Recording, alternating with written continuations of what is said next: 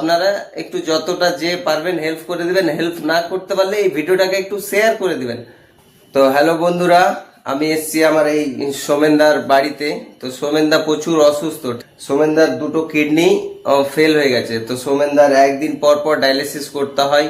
আর সোমেনদার বাড়িতে রোজগার করার কেউ নেই, সোমেনদা একাই আছে। তো সোমেনদাকে দেখে আমার খুব কষ্ট হয়। আর সোমেনদাকে আমি যখন যতটা পারি যথেষ্ট করি, কিন্তু আমি নিজে একজন ড্রাইভার, আমি খেটে খাওয়া মানুষ। তার জন্য আজকে এই ভিডিওটা বানাচ্ছি। আমার বন্ধুর আপনারা একটু হেল্প করুন।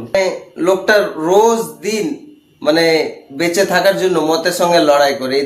যতটা পারবেন আপনারা ওকে হেল্প করবেন। আমি স্ক্যানার দিয়ে দেবো, আর ডাক্তারের প্রেসক্রিপশন, ডায়ালিসিসের ডেইলি রুটিনের নোটবুক সব দিয়ে দিয়েছি আমি। তো আপনারা একটু যতটা যে পারবেন হেল্প করে দিবেন, হেল্প না করতে পারলে এই ভিডিওটাকে একটু শেয়ার করে দিবেন। তো সোমেনদা কি বলছে, সোমেনদার মুখে আপনারা শুনে নেন সত্যিটা কি আছে। বলো সোমেনদা। নমস্কার, আমি সোমেন কুমার সাহা।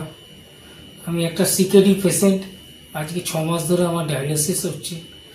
ইএসআই আমার মিসেস একটা কাজ করতো, ইএসআই মারফত আমার চিকিৎসা হচ্ছিল, কিন্তু চারনোকে এখন আমার ডায়ালিসিস হয়। ডায়ালিসিসের ডায়ালিজার আমি কিনতে পারি না।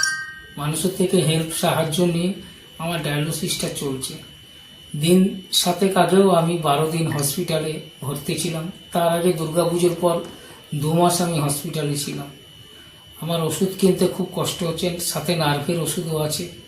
ডায়ালিসিস চলছে, ডায়ালিজার কিনতে হচ্ছে, আমি পেরে উঠছি না। আপনারা যদি আমায় একটু সাহায্য করেন, আমি একটু যতদিন বাঁচব একটু ভালোভাবে বাঁচতে পারি, চিকিৎসাটা নিয়ে একটু বাঁচতে পারি। আমি আর কিছু আপনাদের কাছে চাই না, আমাকে একটু বেঁচে থাকার জন্য সাহায্য করুন।